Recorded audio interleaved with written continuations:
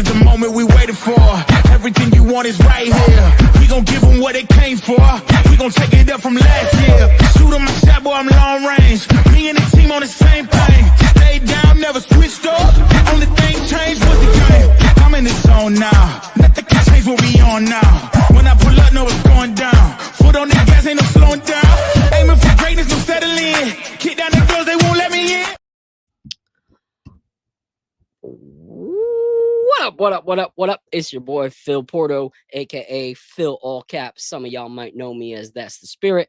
Either way, I am back. I am your host of the Knicks Nightcap, and I am looking forward to today's episode. There's a few things I'm looking forward to. First, connecting with my guy Apollo. It's always a good time. We love talking ball, and I'm excited because later in this month, I'll actually be where he resides in North Carolina, and we're going to try to link up and hang out while we're out there. So I'm looking forward to that.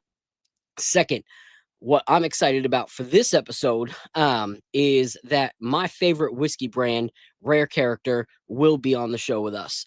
Peter, one of the two owners, will be part of the episode, and we'll be talking one of their rare bottles that I was blessed to have them send me. And then we will also be joined by my guy, Frank. He goes by Burb Your Enthusiasm. He's actually a writer for Up Rocks magazine and has done some really, really dope interviews as of late, as well as mixing hip hop with whiskey. So the episode's going to be a lot of fun. No enemy territory today because everyone rocking with us is rocking with the Knicks like they should. So I'm looking forward to that. I'm looking forward to, just chopping it up and hanging out. And the vibe is going to be weird. I'm going to be honest. It's going to be weird. All right. Even right before we got here, I'm just singing about the intro and going live soon and my microphone and how it sounds or doesn't sound. And Apollo was just like cracking up because I was just being a straight goofball. So without further ado, here's my guy, Mr. Apollo freaking Reed. Yo. What's good, my guy? Peace, bro. I did download one of those. How's it going, bro? I'm good, man. I'm good. I'm here. Do I sound weird? I don't sound weird, right? No, you don't sound weird. Okay. Maybe it's just me. But yeah, I'm good. I'm here, man. I'm didn't like the ending of last night, but I'm here. We being positive today. We're going to talk about that. We'll see how that goes. Shout out to Nostalgic Nick in the building with the fire emojis saying, "What's up, Apollo?" And then right here, my guy, Prezi the Boss. Head nods to the hottest intro, the rewind, the best Knicks content on a Thursday night. Knicks Nightcap. It's all about top shelf whiskey, popping vibes, and my guys, Phil All Caps and Apollo Reed. Salute. If you guys can, please hit a retweet button. Do us a favor, hit us on Instagram, give a little post right there. If you're on Facebook, share it on Facebook as well. Not because we care to build our own brand, but building the KOT family as a whole, and also just putting out dope Knicks content because we enjoy it and we know you guys enjoy watching it. So without further ado, Apollo, let's break into some of the topics for today before our guests get here. Shout out to the host with the most, my guy Jay Ellis in the building. I'm assuming is the one behind the KOT profile right now. But we went on a crazy little streak. We had 3 consecutive 130-point games. We were looking sharp. Our team was firing on all cylinders. The ball was moving. Things were looking great. We talked about assists, when I was on the KOT show the other day with my guy Ryan G and Lee Escobedo. And we kind of just chopped it up. And Fritz, and it was a good time. We were enjoying Knicks victories. So we beat the Nets. We beat the brakes off the Nets. Like, that's not even really worth talking about. We destroyed them. And then we beat the Grizzlies, and we were putting belt to behind for a long time in that game. And then we kind of took our foot off the gas and slammed on the brake a little bit, but we still won that one with flying colors. And then we come to yesterday's game against the Magic, and we lose 124-107, and they pretty much had to lead the whole game, even after Paolo went out in that first half. And it was kind of a hard game to watch. Like, what were your initial thoughts before we start breaking into the topics? Like, what did you see while watching the game? Well, I mean,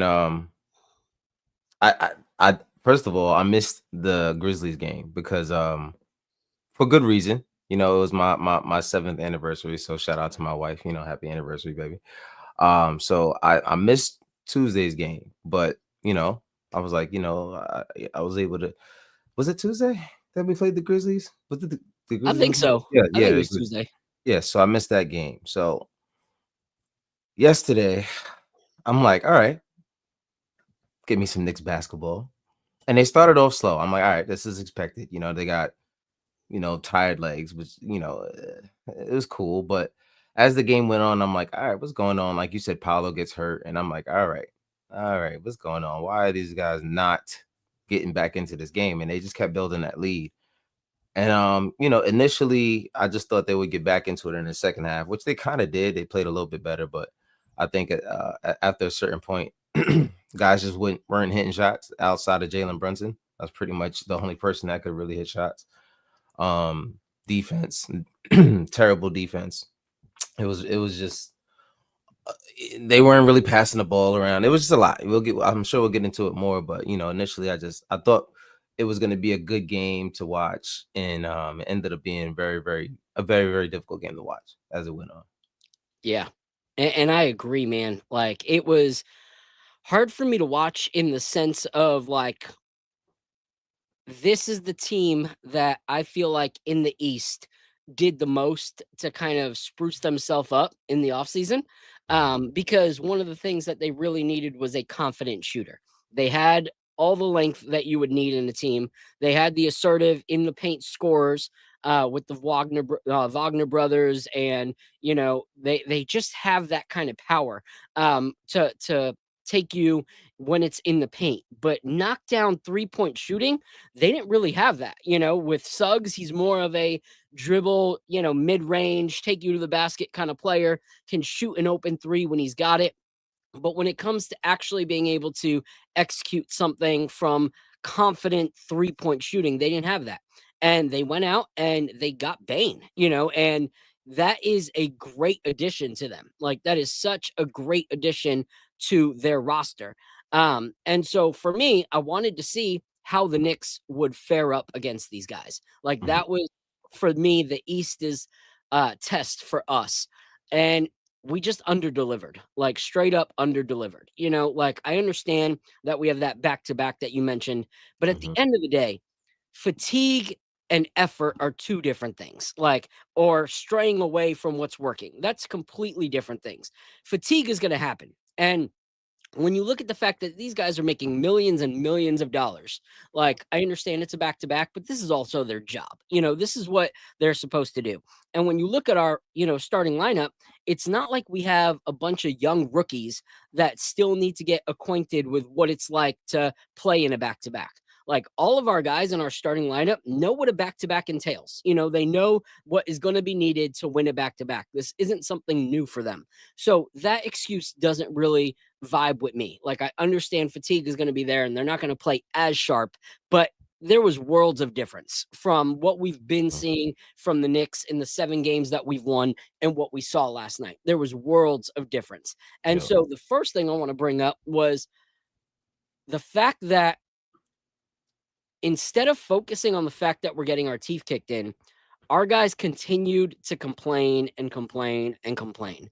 And if you don't agree with me, well, even the coach agreed with me. You know, Mhm. even Mike Brown went on record talking about how he was not happy with the fact that our guys were constantly, you know, in a state of making excuses for themselves. And so I'm going to pull that up real quick because I think that that was a great clip by Mike Brown talking about, you know, what is going on with the Knicks in that game. So let me find that one real quick, bring it on over.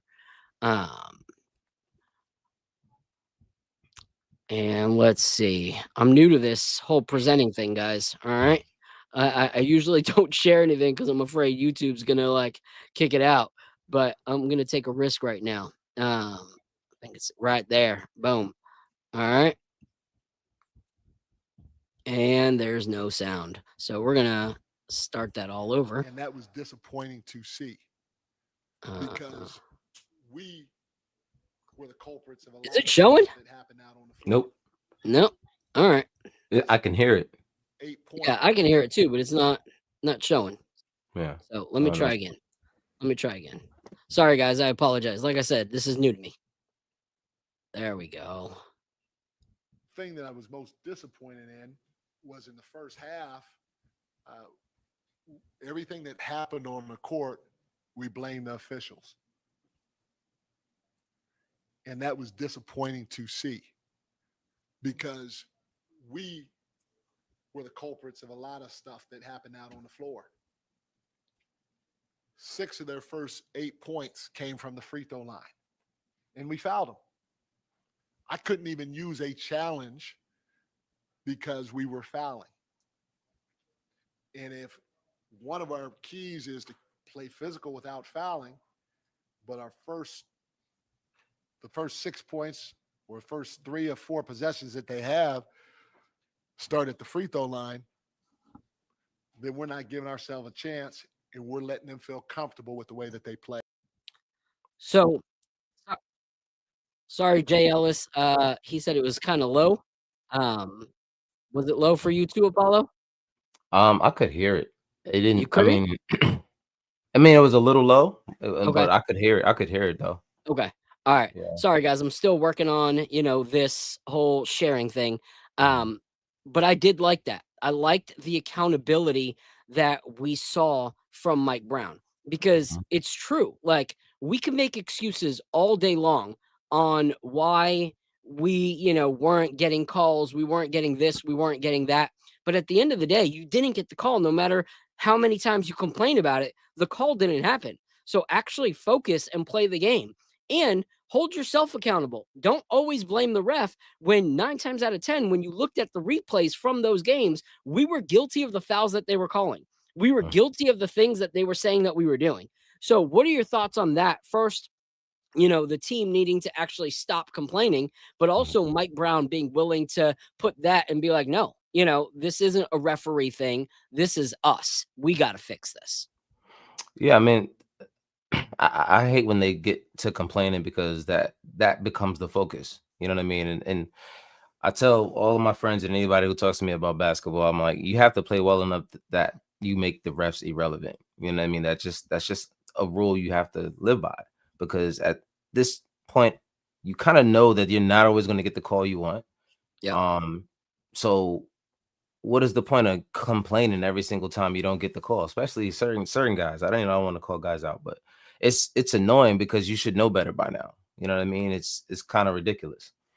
But for him to call them out, that's exactly what you're supposed to do as a coach. You know what I mean? It's you got to hold them accountable. You got to hold yourself accountable. And that's, I tell my kids that all the time. One of them I'll tell them, you can't do this or that, or you stop doing this. And they'll say, well, but so-and-so is doing this. And I'm like, okay, well, you still have to take accountability for what you did as well. And that's just the point. Like, yeah, of course the ref might have missed it, but at the end of the day, you might be complaining because you didn't get a call on the other side. You know what I mean? It doesn't mean that you didn't foul them, so take accountability for what you did and just play better defense. That's it. Yeah. And that's so true because, like, at the end of the day, one thing we always said was the best ability, yes, is availability, but also accountability. Because if you continue to blame everybody else and you never look in the mirror, that is such a huge issue. Like, Michael Jackson didn't make a hit for, Man in the Mirror because no one could relate to it. Like, everyone could relate to it, like, if you want to see something change, you got to first look at yourself and see if you are the cause of the problem. And if you are, then you need to fix it. Like, sometimes, yes, a ref might have called a wrong, call. But when you just spent 5 other plays complaining just as much, what do you expect? What do you want to happen? So it was huge, and, I see right here, Julian Bloom said, Cat is a big crybaby.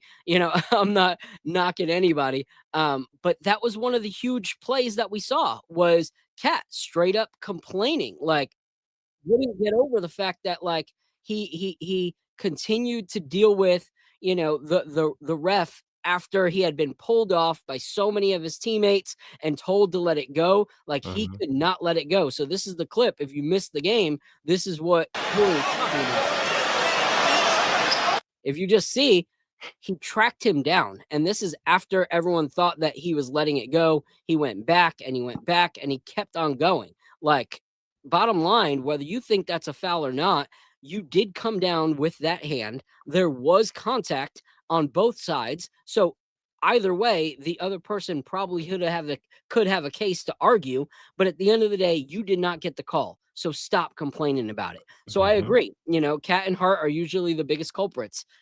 That's what Jay Ellis said, and he's right. Facts. And it's crazy because I like Cat, but when he's spending so much time arguing, he's also giving them an upper hand because he's not focused on what he's supposed to be doing, which typically is on the defensive end. And we know he's not the greatest defender as is. So now you take your mind off what you're actually supposed to do, and it's actually going to be a bigger problem than before. So before we go into the next topic, let's run through some of the people that we got here in the chat. My guy, Nostalgic Nick's in the building. Like I said earlier, Prezi the Boss is here. Jay Ellis is in the building.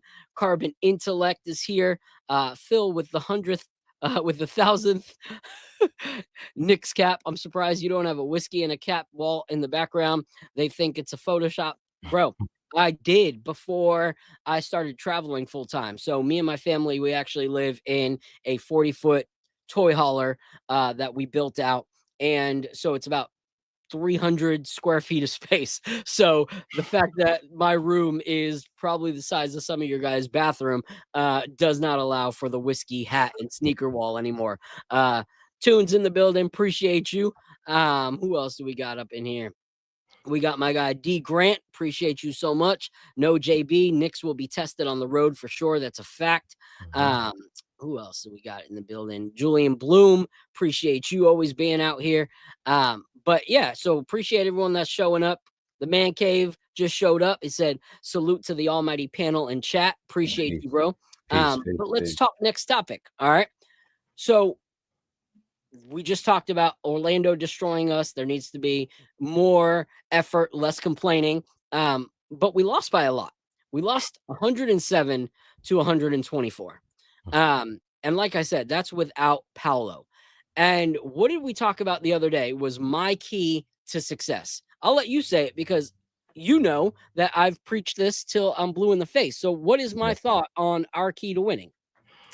Passing the ball. Yeah. And how many assists do I say that we need?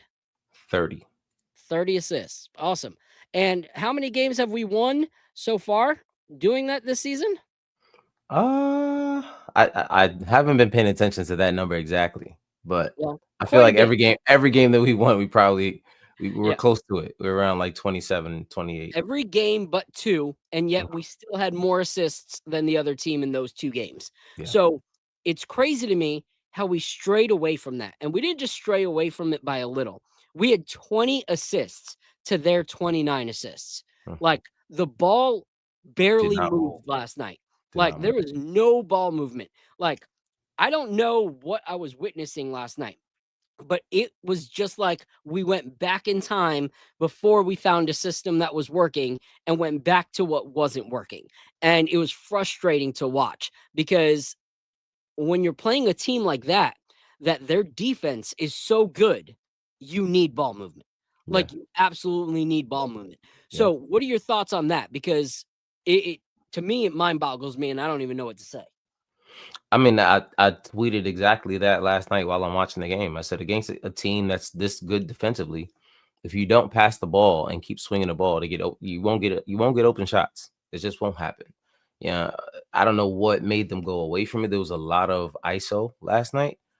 I mean, you were only they only like 9 assists. Like 9 assists away is crazy. First of all, they had 9 more assists than we did, but that's not even counting, how many passes per game these guys normally get just by trying to get an assist. And that's the point that I really was upset about. I'm just sitting there watching them. I'm like, you guys are just gonna go one-on-one all game. Like it's head full of steam. You know what I mean? And Jalen did it sometimes as well, but at the end of the day, everyone went against the scheme. And to me, that's what I look for. If you have a let's say if you I don't even know how to put it into words at this point. But long story short, I don't want to drag this out too much, but I just didn't like how they didn't keep the effort and intensity that they were normally doing. I kind of lost my thought. No, you're good. Well, let's talk about the next point then. Yeah. Okay. Because yes, it's frustrating. Like to me, when this offense works, everyone looks best when there's ball movement. Cat looks better. JB looks better. Josh looks better. Deuce looks better. Clarkson looks better. Like everybody looks better. Mikhail, is able to score because they're, believing that Jalen will actually pass. And so what they said was they actually studied up on us. The Orlando Magic said they studied up on us, and so they kind of knew what they wanted to do and they had their way with us. And so when you watch it back, and shout out to my guy Lee, he's been doing like breakdowns of certain plays, the night of the game. But when you watch their defense against us, it was lockdown defense.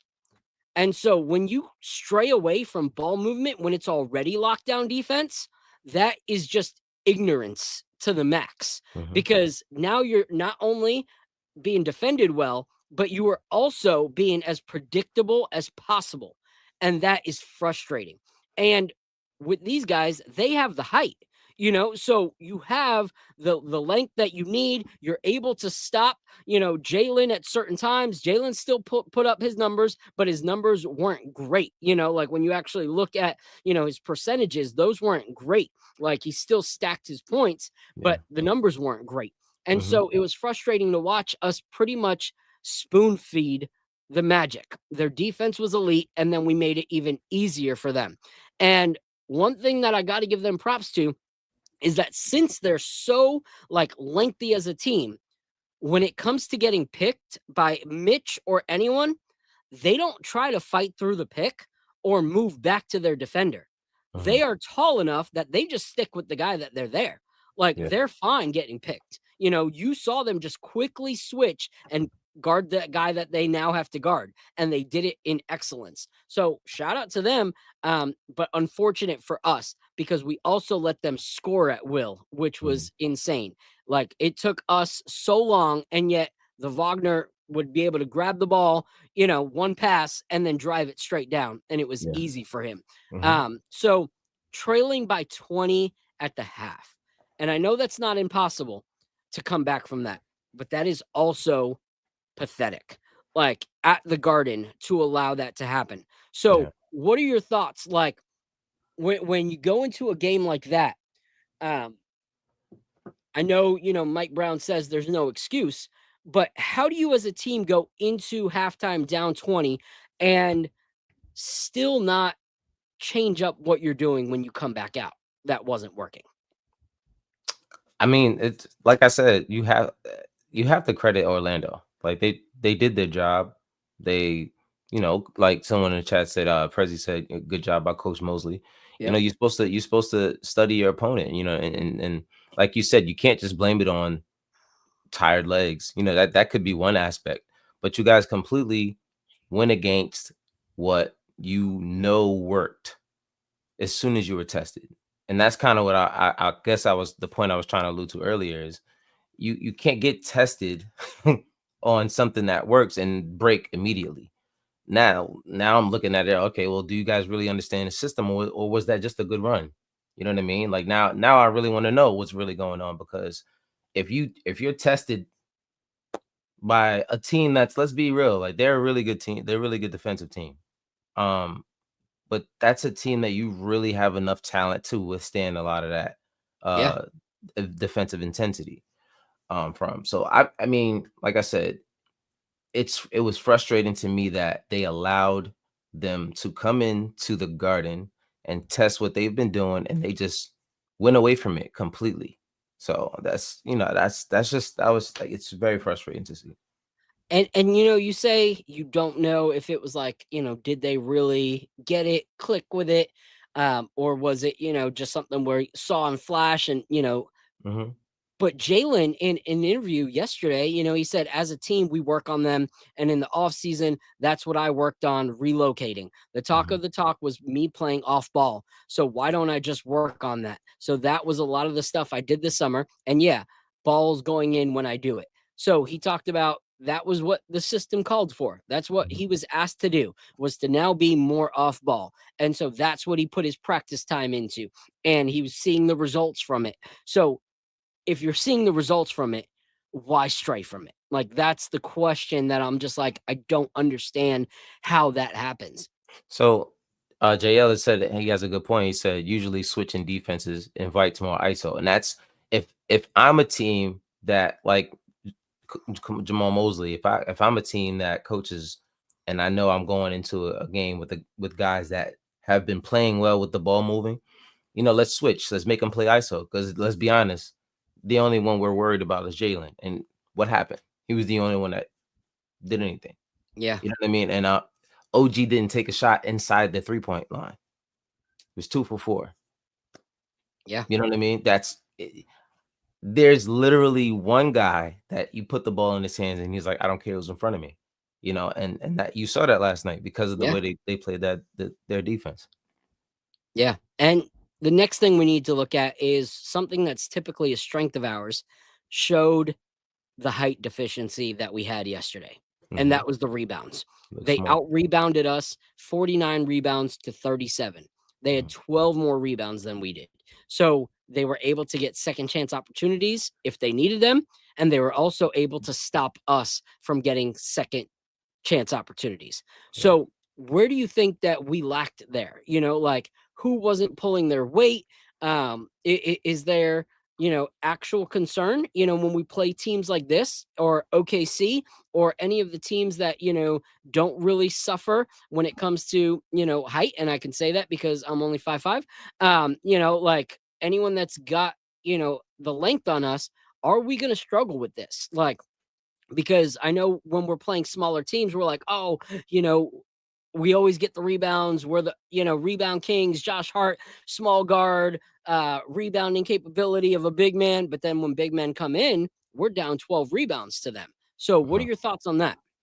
Well, we were out rebounded by 12, and I'm looking at it now. Wendell Carter Jr. is the only center with more than 5 rebounds. And that means everybody's rebounding. You know what I mean? It doesn't matter the height. That's effort to me. You know what I mean? That's what I'm looking at. I'm looking at the effort because Josh Hart is one of those guys. It doesn't matter who he's out there with, but look he had 3 rebounds last night. So it's effort.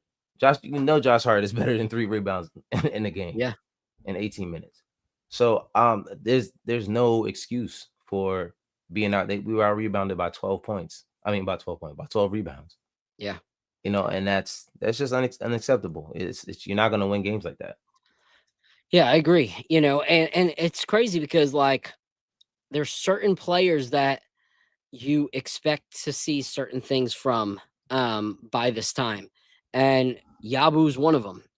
And you started seeing little glimpses of him hitting some shots last night, getting some rebounds. But when do we start testing other waters with other players? Like I know Mike Brown has talked about, Huck Porty, not breaking into it yet, that he needs to be able to show that he deserves for him to extend the rotation. But how many losses until we start exploring, other players that are on our bench?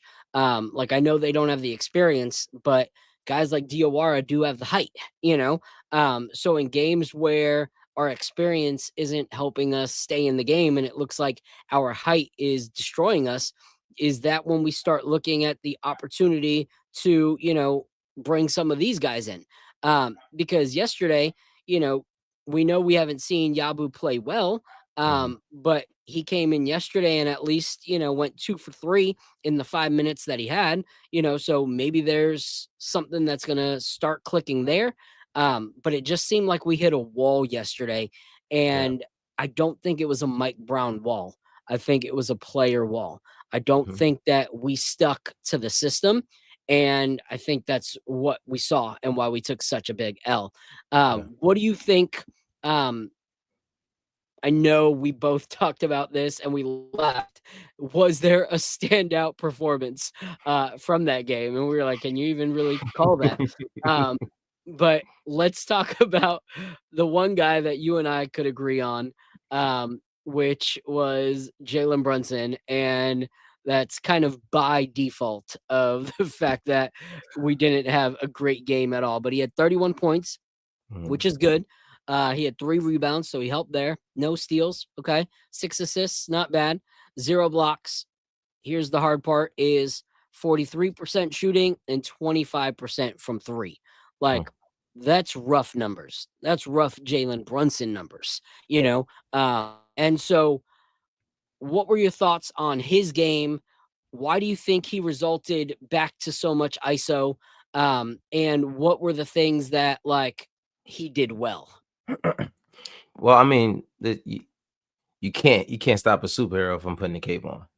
You know what I mean? That's just when you got a superstar, they're gonna put the cape on. Yeah. At some point, if no one else is if no one else is stepping up, listen, bro. Like, all right, move. Just give me the ball. Because what are you guys doing? So I halfway understand, but a lot of times, they just work. He wasn't going the game. He wasn't going with the game plan a lot of time. A lot of the game. But you gotta go get yours, man. Like, and I don't even think it was selfish. I think he was really trying to will them into the game because there was some plays he would get in there, do a couple plays, and just it looked selfish, and then he'll have a couple plays where he's trying to dish out to somebody, and then they just not doing it. Like I said, OG didn't even take a shot inside the 3-point line. Yeah. Like, what do you want him to do, man? Like, it's and he still had to go out there and drop 30 and nobody else could get a bucket. And everybody knew where the ball was going. So credit to Jalen for that. You know what I mean? I'm glad we have a guy that can keep us in the game and put the book bag on. And when nobody else is really doing anything, Cat's in foul trouble. And even Jalen got in foul trouble and he still puts up 31 points. So, I mean, it was frustrating to see that nobody else really wanted to help him. And Deuce tried, and he had 3 crucial turnovers. The thing about Deuce's turnovers that bothered me, I'm sorry. No, good. Keep going. I don't care. The one thing about the Deuce turnovers that bothered me was the timing of his turnovers. Usually the turnovers is, that's just part of the game. You might mess up on things. It's just the timing of it. There were momentum killing turnovers each time. 1, 2, 3, each one of them. So it was just one of those games where it just didn't seem like anybody was even mentally in it. Like, the Magic played great defensively. Cool. Like, you know what I mean? You expected them to do that. But there was still something that just wasn't right with the Knicks. They weren't doing what they normally have been doing, especially in this run. I mean, I can't just credit it to tired legs, man. Like, it's something was just off. Maybe the guys thought, like somebody said, it was a trap game. They thought they were going to just come in and win. So and then especially when Paolo went out, they probably were like, well, listen, we good now. Like, no, like you still gotta go hard. These guys still played up into to me. I'm gonna be honest with you. I almost said I want Paolo to come back. Maybe he'll mess up this momentum that they got. Yeah, right. You know what I mean? So they were really still keeping their foot on our necks last night. So I can't say nothing about that. Yeah, I agree, man. It was definitely one of those rough things to watch. Before we continue, I'm getting ready to bring up one of my guests. You guys know that, aside from creating this content, I create whiskey content. And early in the game, it was crazy for me because I honestly have done photo, video, I've done this, and it's been kind of easy, to kind of find my footing and kind of get into it. And then the whiskey thing was harder for me. Like, it just was. Like, I knew what I liked. I knew how to create dope content, but I couldn't figure out how this whiskey content game worked. First, I felt like most people that I had seen at first, very different lifestyles than me, like very different. Like, beats and rhymes, boom bap, hip hop, fully covered in tattoos, like love urban culture. And a lot of people are like, Friday night football with some Tennessee whiskey. You know, I'm like, I don't even watch football anymore because my Jets suck. Like, I don't feel like I fit here. And then I met one guy. I came across his profile and I was like, yo, I feel like this is the one person on my timeline that speaks my same language. Like, this is crazy. There's no way this guy's from like the Bible Belt. There's no way. Where's this guy from? So, like, I looked it up and he's from New York, had a Knicks cap on. And I was like, all right. So I started building with him, hit him up the first time that I was up there when I started, while I was creating content. Him and I went to a bar and we kind of just hung out for hours talking Knicks, hip hop, and whiskey. And watching his career blow up has been so awesome. Like, not only is he been like killing it in the whiskey content game, but he also writes for Up Rocks now. And I'm watching him like talking whiskey and hip hop with some of like the most current trending hip hop and R&B artists. And I'm like, yo, that guy is freaking killing it. And which is why when I text him, I'm a year older by the time I hear from him now. So it's like I text him on this day and then he texts me back when I'm a year older. But he was kind enough to hop on this episode. So I'm going to bring up my guy, Frank, Mr. Burb Your Enthusiasm himself. And we'll talk a little Knicks real quick before I bring up another guest that I'm extremely ecstatic about. This is like, for me, this is my episode. Like, if no one likes it, I don't really care because I'm on cloud 9 tonight. So it doesn't even matter who watches, who doesn't. So without further ado, my guy, Frank.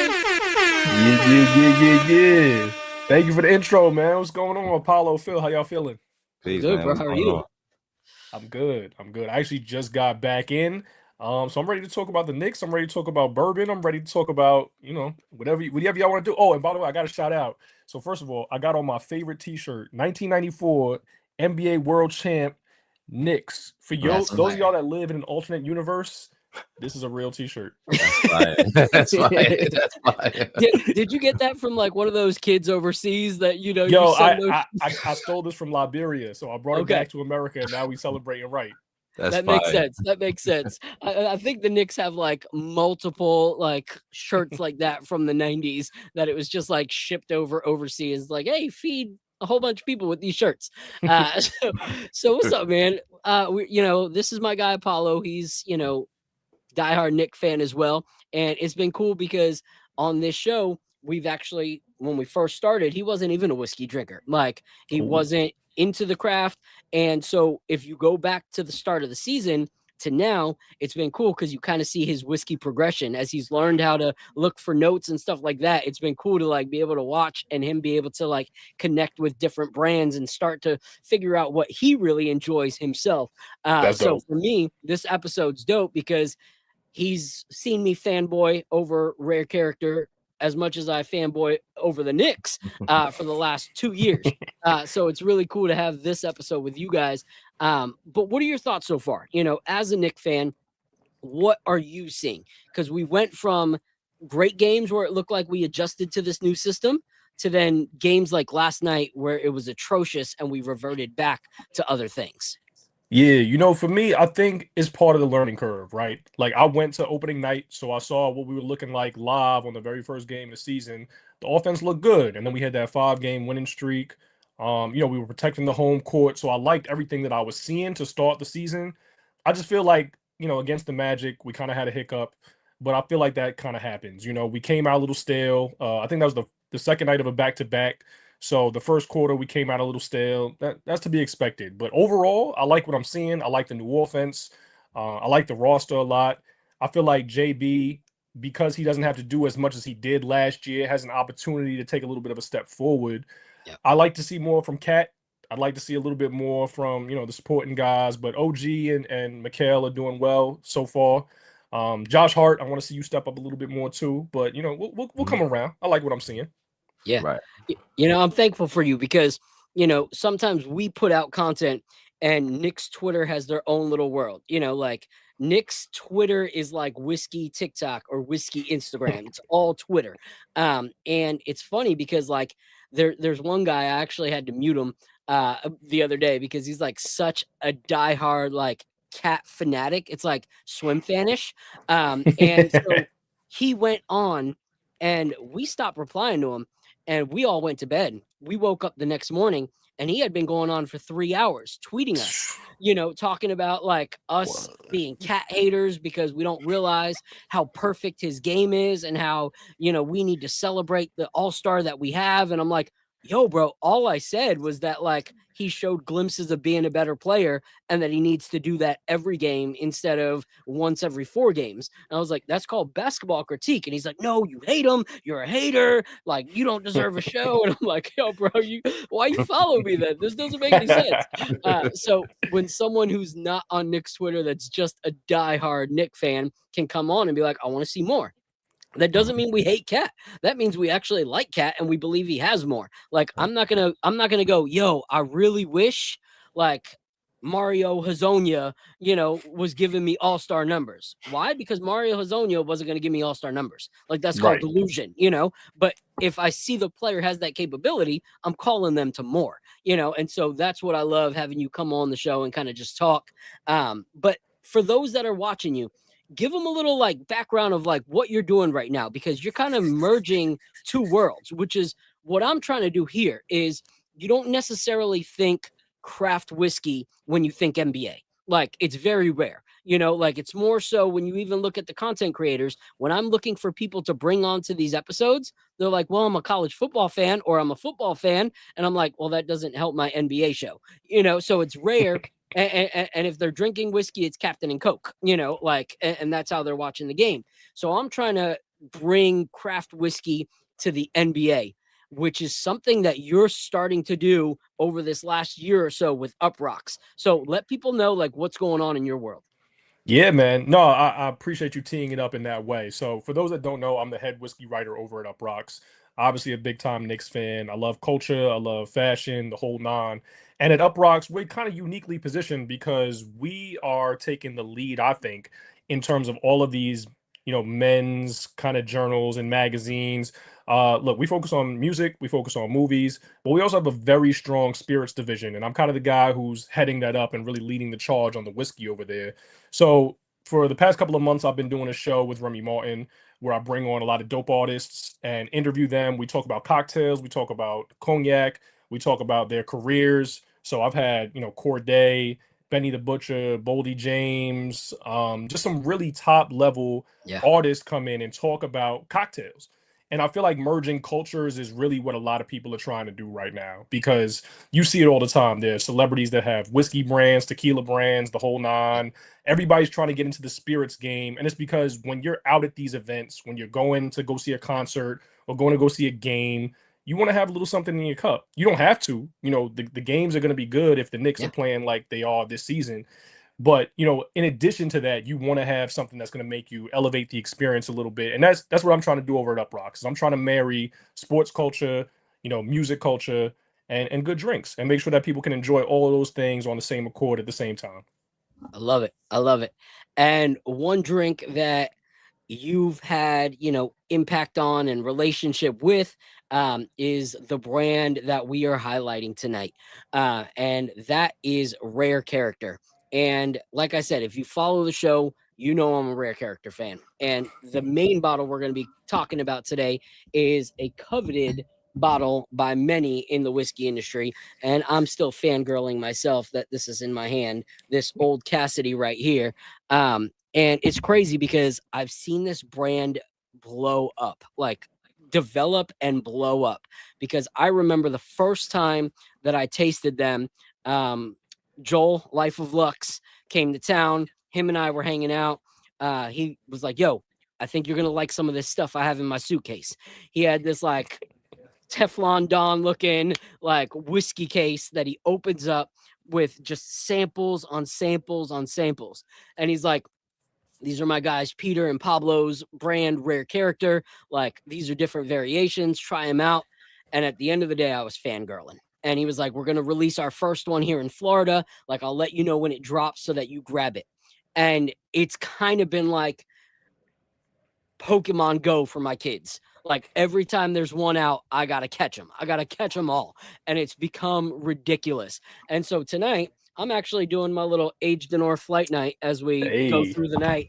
And I'm going to be enjoying and ending on the Old Cassidy, but I'm going to do a little Florida run since that's where I got introduced to them. I'm going to go through the gauntlet of Florida whiskey, starting with my guy, Tommy, the Candyman. All right. With this pick right here, this is a K13. Then I'm going to go and take a little trip to my guy, Whiskey Willie's. All right. And we're going to have that right there. And then the best TKO that's been released, I have to give it to Lakeland. All right. Grapevine right here with this delicious TKO. And that's hard for me to say because TKOs are ridiculous. So I'm going to go through a little flight. But before I do, I want to bring up one half of the tag team. All right. This right here. All right. I'm like an old WWF. Don't call it WWE because that's when it became garbage. I'm a WWF head. All right. So this is like Marty Jannetty and Shawn Michaels kind of thing. All right. He is one half of that. He is one half of the Legion of Doom of whiskey. All right. So without further ado, rare character himself, Mr. Pete, come on up and let's hang. What up, bro? How you doing? What's going on? Chilling, man. Can't complain. I love that Brooksville sweater. Frank on this. He's got the New York coming out. I don't hear that when he's talking to the whiskey guys as much. I'm at home now, baby. Yeah. I like it. I like this look for you. No judgment. No judgment. This is how I met him, so it makes me happy. All right, so I'm gonna show this real quick. I don't usually take my camera off, but I want to show you and everybody when I say that I'm a rare character fan. All right, me and my family, we now live in a 40-foot trailer, and we travel full time. And within my 40-foot trailer, which is less than 300 square feet, I have very limited space. So besides those 4 bottles, though, that I have that I showed you, this right here is nice. There it is. Some of my rare character. Nice. Besides what's in the loft up there. So I travel in a 270 square foot home with about 30 bottles of rare character. So I'm a fan of you guys. Love what you guys are doing. Ratio sounds good. Yeah, it's a good thing. Anytime I bring a new colored top in, I get the look from my wife, and she's very, very pleased. She loves it. That's got to be the new judge. It's not about how many bottles you have. It's what percentage of your house is dedicated to rare character bottles. You know what I mean? It's a percentage game. Facts. I'm actually cut that and put it in the RC clubhouse tomorrow. And put a little wager and see if I can win any whiskey from anybody in there. So I'm looking forward to it. All right. So let's give a little rundown, Pete. Like, I know, you're one half of this duo, but similar to, the Knicks, you guys kind of had a different way of doing things. You kind of sparked a new way to kind of put out whiskey and get the crowd buzzing. So what was the whole thought behind rare character, and how can you explain like the phenomenon that has come about? Because seriously, in some of those Facebook groups, it is just crazy to see some people's collections. Like, it's actually scary, even for me. So what do you, so give us a little rundown background of you guys. No doubt. Well, first of all, it's good to be here with you guys. Good to see you. Yeah, man, it's interesting. It's kind of timely. We were doing like a conversation, doing an interview. Pablo and I were both in it, which is rare. So it was kind of fun to tell the story there. How it got started, I got to know Pablo. He's from Queens. I'm from New Jersey, right? So 2 random dudes from the Northeast selling a bunch of whiskey, which is interesting unto itself, right? Yeah. But I got to know him. I have a cachaça brand called Avua. If you don't know, it's a Brazilian sugarcane spirit. Delicious, been made for 500 years. And I was basically traveling the country, sleeping on couches, convincing people that this shit is delicious, right? And one of those people was Pablo. And he came from a philosophy that it wasn't a good spirit. Because if you have a bad one, it's not good. Think about having like a really tequila, right? So I had to bribe them to taste with me by sneaking some bottles in from Brazil. That was the reco from the rep, right? They're all very scared of him because the dude knew more than them about every product. Hilarious, right? So I get his attention. He loves the product. I start selling it. We become friends. That's like 2014 that happens. And then just love spirits, right? And so 2020 rolls around. His restaurant shut down. My business, which is predominantly bar, restaurant, whatever, dead. And this conversation came up about independent bottling like it's done by many amazing producers in Europe, but here, right? And that was relationships from him, like he's deep with all the guys that make great shit that you guys love and I love too, right? And then we go we'd have 5 different conversations 6 months in. Heads are nodding, master distillers are into it. Somebody in Europe's like, "No, we're not doing that." Right? No, we're not doing that. So then it became like, hey, let's put out the best whiskey we can find, dig under the crevices, find unique shit, and put it in a unique label. Right. So that's where the single barrel series came from. And Pablo will say, he would go present bottles at the table and they'd be a brand very well, right? At the restaurant. And somebody'd be like, dude, that looks like the shit I bought at Total Wine. What do you mean? They're like, oh, no, look, my name's right here, right? So we're like, oh, this is you, it's yours. You know what I mean? So that started that, and that kind of went insane. And then obviously we brought back some brands like Brook Hill, which is the shit. We released Old Cassidy, which I don't still have the bottle. I get it tomorrow because Pablo drank them all, right? Yes. See that? I'm like, damn. I'm like, Chad, I need mine. He's like, well, you're sending it to these guys. I'm like, all right. Anyway. Shout out to Chad. There you go. So anyway, Ben, it's like we just do a lot of interesting things, right? And we get the luxury because people are so stoked on it, which is amazing. Thank you. We could take risks. We could put out shit that on paper makes no sense, like a TKO, right? You see that? If you're looking at a barrel list, that's probably last on your list of things that make sense. But you try it, man, right? Yeah. So that's kind of been a part of it. And then I'll add one other nugget, which came up in this interview. Pablo, I think for the first time, an analogy to an avocado was connected to whiskey, right? It has to be a first. But he's sitting there talking about, you get an avocado and you get it, and maybe it's good in 3 days, but it's not good right now. Or maybe it's already past good, or maybe it's going to take a month or whatever, right? Yeah. So it's kind of the discipline of being like, it's not ready and we'll wait. Yeah. And that is financially not the best part, but it makes it that much doper when you're drinking it. Yeah. No, it makes sense. And, one thing I love is everything tastes so uniquely different from the labels that you guys are putting out.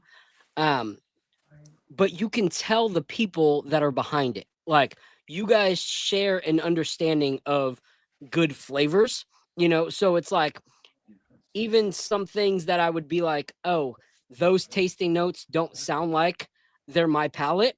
From another brand, I can pass it up, and just be like, it doesn't sound like I'm going to rock with it, but chances are, even though those aren't things that I normally gravitate to, I can try it in a rare character bottle and be like, I don't know how this makes sense, but I want this bottle and the next one that they come out with, so it's been really cool to just see that kind of happen and see the brand grow and you guys continue to build.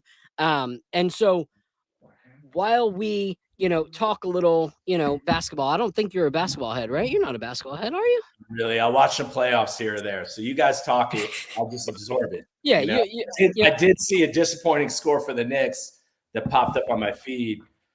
What was it, yesterday or this morning or whatever? But other than that, I'll let you guys do what you do here. It was disappointing, but yeah, what we'll do is we'll grab a little sip. We'll talk about that. Then we'll bring it back to intertwining it with rare character. You know what's funny to me is that it feels like every time a casual fan comes up to you, they saw the last game that the Knicks lost, and they're like, "Man, the Knicks suck this year." I'm like, it's always the game we lose. Always. Never see him during the winning streak. No, exactly. Like seriously, if this was last week, there's no way Pete would have been like, "Yeah, I saw you guys spank the Nets the other day." Like that never would have happened. Ever. He never would have given us our flowers. I gotta say, I got a little bit of soft spot for the Nets because I grew up in New Jersey, right? Yeah, got to. And then I lived in Brooklyn for some time, but you know, it doesn't go deep, right? I'm here to support.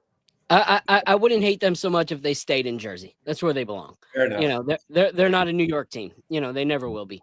But it is what it is. You know, we'll forget you said that, and we'll keep thinking that you're, you know, a genius because of your whiskey. Oh, all right. So, what are your thoughts, Frank? Like, what do you think of Mike Brown's new system? As someone that's been watching the game, you know, I know you're busy, so I don't know if you're catching them all. Like someone texted me and they were like, "Oh yeah, your boy Frank was at opening game too," and I'm like, "Bro can't text me back, but he can hang out front row probably at opening game." All right, I see you. It makes sense. I would do the same thing. But anyway, so what are your thoughts on the system, and who do you think is the X factor to make sure that the Knicks can actually be title contenders this year? Ooh, you know, I'm gonna go in reverse because I think the X factor to kind of shout out your boy who was mad at you the other night, I think it's Cat. I think that the Knicks in the playoffs can go as far as the big bodega goes, because if your second best player looks like a guy who can take over the game and can get you 20 plus, maybe 30 plus on those nights when he really needs to, then you're in a good position. You know, I think OG is going to have stretches where he's looking like a really strong third banana. Same thing with Mikal. You know, the bench is obviously very important. I want to see what Deuce does now when he has a chance to step up, because Jalen Brunson is taking a step back due to the injury. But I do think that Cat is going to be the X factor. If he looks good in the playoffs specifically, I think he can have a good 82 and we can have a strong regular season team almost no matter what. We look really good right now because of the offense, which I'll get to next. But I think Cat is the X factor. As far as the offense, I mean, if you're a Knicks fan, this is what you wanted last year, right? The last couple of years, looking at these Tom Thibodeau teams where guys are getting, 48 minutes a night, and you're like, don't we have a bench? You know, you're waiting for those guys to get an opportunity to play. Now you see more of a democratized offense. You see guys moving the ball, passing it. I saw a stat that we were top 5 in the league in passes. Yep. At one point, we were top 5 in the league at offense motion, like miles ran on offense. So guys are moving. The ball is moving. When we play like that, I love what I see. So I think the new offense is definitely what Knicks fans have wanted to see, and the success speaks for itself. So I'm happy about it. Yeah. What are your thoughts on that, Apollo? I'll let you go. I mean, that's one point that he said. He was talking about Cat is if Cat as the X factor is going crazy, you know what I mean? That just makes Jalen that much more deadly. You know what I mean? Because you can't focus on Jalen when you got Cat over there doing what he's doing. So as far as the X factor, he has to step up. He has to be there. And, like you said earlier, like we're not picking on Cat. We just know how great he can be. You know what I mean? And we expect him to be that, because that he's in New York now, and this is the opportunity. This is the window. So you can't falter in that field. Yeah. And I agree completely about, Cat being the X factor. Not necessarily that he has to be the best player on the court, but he has to be able to hold his own like he did, these last few games where we started to give him his praise for being a dominant finesse player. Like he can't pick one or the other. You can't be dominant in some games, bullying around, but missing and forcing shots. You can't be finessing where you're getting the easy bucket, but you're not putting any pressure in the paint to actually make everyone else's job easier. That's the whole Mike Brown system, is to create, draw the defense, and then spray it out. Well, you can't spray it out if no one's intimidated by you to go into the paint. Like, it's pointless. No one is going to, see that you have any value if they don't think that you're going to do anything in the paint. And you can't only do it on the SARs of the league, you know, the younger guys that are 1 or 2 years into the league. You have to be able to, even if you get pushed back, you have to be able to at least show that you're willing to go blow for blow with these guys, like he did with Gobert. You know, that was impressive. You know, when he went against Gobert and he said, hey, you could be defensive, whatever, a few years ago, but I'm still going to hold my own and I'm going to dominate. That's what we need. Because then when he throws the little finesse hook shot or he does a little, you know, jumper or hits the three, then it's an all around cat that, like you said, makes everybody's life. He's in the Matrix. He'll be back. I was like, He'll be back. Did there I he lose? is. He's back. You're back. You're back. I went into like the Spider-Verse for a second, like the Matrix. That was Nick's Twitter. They were trying to shut you up. They were. That was that cat guy. Like, what? You think cat's not perfect? Like, internet hack. But you know, anyway, everybody's life is so much easier when cat is dominant. Everybody's game, like when he's playing all levels of what his skill sets are, then it makes it easier for Jalen, makes it easier for OG, makes it easier for Mikhail. Those guys can put up great numbers so that Cat and JB don't have to play Superman at the end of the game. All they have to do is actually be able to rely on Cat doing that. And then Jalen's like ISO game can be that much stronger when he has to ISO because they're afraid of Cat. But when you have games where it doesn't look like Cat's going to be aggressive, the defense lays off of him because they're going to let him take that, you know, shot from the three. They'll guard him there, but no one's going to double team him out there.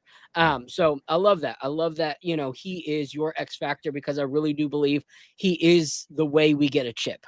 Like he's what we went all in for, you know, like he's what we traded to build this team to be. And so I love that answer. And I too believe in this Mike Brown offense, you know, like I love watching the ball move. Like you look at all my favorite like basketball teams throughout the year, the ball was moving. Like even when you look at like, yes, Jordan was the most dominant scorer, but he was always a pass first kind of guy when he got on the court. And then it would get back to him, you know, like the ball will get back to your great players. So Jalen Brunson doesn't need to have the ball in his hand to be great. The ball's going to find him because he's great. The ball's going to find Cat because they're great. It all just kind of works itself out. So before we go to the next Knicks point, I want to talk about you two. How did this relationship form? Because it went from, you know, just whiskey guys, you know, like to actually collaborating and Frank kind of having, you know, his hand in some pretty big things with Rare Character. I can speak to that. So with Old Cassidy, you know, I was just very fortunate. I developed a relationship with Pete and also with Pablo, and I had never done a single barrel under my own name up to that point. And I told Pablo that I really just wanted to do something with Rare Character. I'm a big fan of what he and Pete are doing. I love all the whiskey. I'm like yourself. I got so many bottles at home. It's getting, you know, kind of shameful when people come over. They're like, I thought you're supposed to be a whiskey critic and you drink everything, but all I see is Rare Character. But that's neither here nor there. Anyway, so we started off our relationship by me saying I wanted to do a single barrel. You know, Pablo was gracious enough to let me do the first single barrel of Old Cassidy. And, you know, I was just very blessed to have an opportunity to select an Old Cassidy under the Rare Character lineup. And now they're coming out with a blend, which I didn't blend. I didn't have any hand in that. I didn't have any part of that. But, you know, it just looks so good. I love the label. I love the top. You know, you can actually open it without having to cut a finger off. Pablo paid you to say that, bro. Let's talk about that. Pablo paid you to say that. You did. I know. I like all 10 of my fingers. You know, I'm a writer, so I gotta keep my hands close. But no, so I was just very fortunate, honestly. It was one of those deals where you build a relationship, right place, right time. You know, I'm just happy to hitch my wagon to these guys because they're crushing it. Yeah, that's awesome. Yeah. You want to throw anything in there, Pete? Yeah, I'll echo the same. I mean, we had the concept of Old Cassidy and Frank's doing dope stuff. And we were like, maybe this is where we put it, right? Which is kind of like what we do. We're like, oh, there's this thing. We found this whiskey. Here's our boy. There it is. You know, and we're like, oh, that's cool. And then people apparently liked it. They spent a lot of money on that shit, you know, and still are. And And yeah, the legacy of Frank continues, and it'll be an annual release. You know, the base of that is 18-year Kentucky bourbon. I'm sure it's delicious. I don't know because I won't. It is. It is. I don't know right now. Anyway, I know, but I don't know. Yeah, we're excited to put it out there, man. You know, like it's kind of a different piece of the RC puzzle. You know, Brook Hill being only single barrels, this being a blend at the high level, right? RCLR, the limited release series, you have a bunch of those. We think they're great. You know, those are blends, but those are like grab them and drink them. You know what I mean? So that's it to add to that. But yeah, that's why I was like, hey, Frank, we got to get you some bottles. We got to keep the magic going. You know, you were part of the beginning of it. And the legacy continues, you know? Yeah, I love it because I kind of watched it from a distance, you know, like the relationships start to form and, you know, you guys announced that you guys were going to release it and I wasn't able to get my hands on it and I couldn't justify the $600 instant resale price I was seeing everywhere. I was just like, goodness gracious. Price now, by the way, what's the latest on that one? It went to Sotheby's. I think the gavel was 2,600. There you go. Yeah. Good I got one right here. You can open it and drink it right now if you want. Good, but you know, but $2,600. This is part of the beautiful bar right now. It's you know what I'm gonna do? I'm gonna find the one that I have for Pablo. I'm gonna open that one. You know? So I was lucky enough. My guy Tony Adams from A Steady Pour. Oh, Tony Adams. Yes. Yep. He made sure that he sent me a sample of that one. And so when he knew that you were going to be on this episode and that I had this bottle in hand, he goes, sample? And I said, yes. It's already coming, bro. I got you on lock. It's already in the mail. I got you. Yeah, it went to good hands. Yeah. So I sent it straight to him this morning. He'll be on the show next week. But I loved watching that relationship and I loved watching, you know, like just two hard workers within the industry, you know, like Frank had been putting out content nonstop. Like that's my one hiccup is like with my kids and this show and everything else, like everyone's like, you got to post daily. I'm like, I don't know how any of y'all do that. Like, I just can't, like, it's never going to happen. And at that time, Frank was just putting out like, not just like, hey, here's a photo from my iPhone that some people do and have 40,000 followers for some reason. But Frank was actually like putting out reviews. He was sitting down talking like once a week with somebody from the industry that for some reason they like Frank and they're going to talk to him. And this was before he was like Frank. And I was like, man, this is crazy. This guy's got like in with everybody. So to see you guys put that out was awesome. And keeping the old Cassidy tradition. And I believe Chad blended this one, right? This is a Chad blend. You know, it's never clear who did the blend, right? All right. There's a lot of credit. There's a lot of love for everybody who's a part of the blend.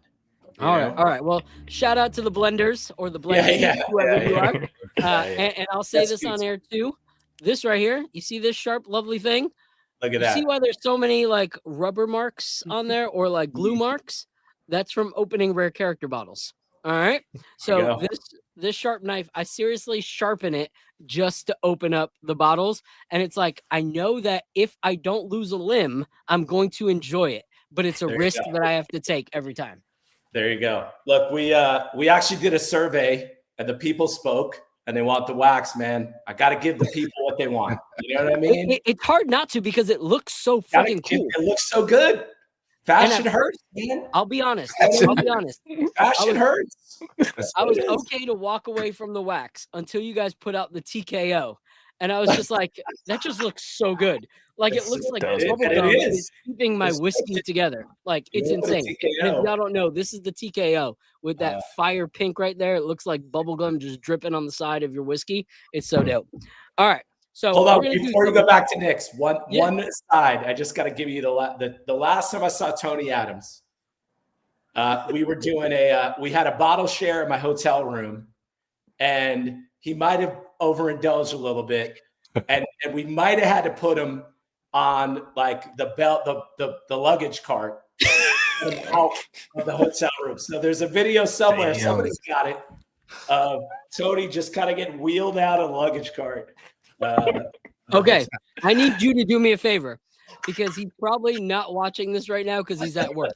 So if you can find me that video, I would love to play it on next week's episode where he is the guest. We gotta get it. I would love to intro him to that clip. It would be amazing. That's incredible. Let's make it happen. All right.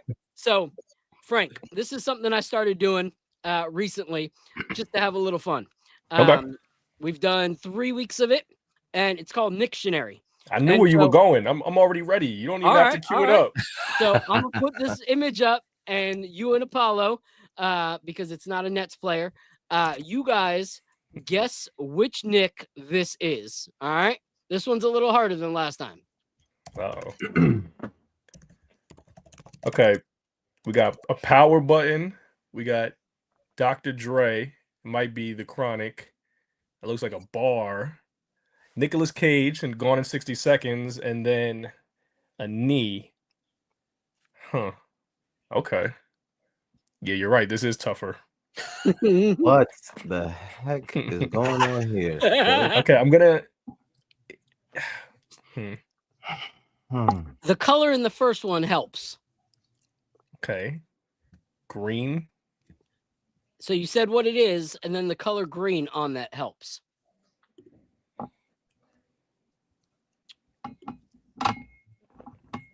Nah. Oh, hold on. I think I'm getting a little closer. While you do that, I'm gonna have a little TKO while I wait. You know, I want to take a crazy guess, but I don't want to mess up the fun, so I'm gonna keep it to myself. Do it. I feel like I got it. Wait. Andre Bargnani? Yeah. There you go. We got we got Dre, Bar. What's missing from the title? Gone. Knee. Andre Bargnani. I see. That was a fun one. You called me there. I was like, is it Andre? I don't know, but that was good. It was a waste of a contract. And also I did it to support my guy Lee. Because last week when it was Anthony Mason, he was joking around and he said Andre Bargnani in the chat just to, joke around. So I thought, why not actually do a Bargnani one and have a little fun with it? So that's good times. Appreciate it. I feel like you got to keep digging in the crates. I want to see what you come up with for Pablo Prigioni. Oh, all right. That's my next challenge. All right. Oh, that one's easy. All right. I got you. All right. I know exactly what I'm going to do for that one. Look at that. It's kind of weird that my mind works that way. All of a sudden I have vector images in my mind of what I'm doing. So anyway, all right. So let's talk next topic. All right. Before we go back into whiskey, and we're going to talk about this Old Cassidy that Frank and I are going to be able to enjoy, and Pete is not, and Apollo will be able to enjoy it in a few days because I got it and sent the sample to him. It doesn't get there till another 2 days. But what I want to talk about is what we're going to do now that Jalen Brunson is injured. So yesterday, your heart kind of sinks when you see the play and what happened. But then it sinks even more when Ian Begley comes on and says that he saw Jalen Brunson leaving in a boot and crutches. Luckily, there was a post by Shams that said that it is a grade 1 ankle sprain.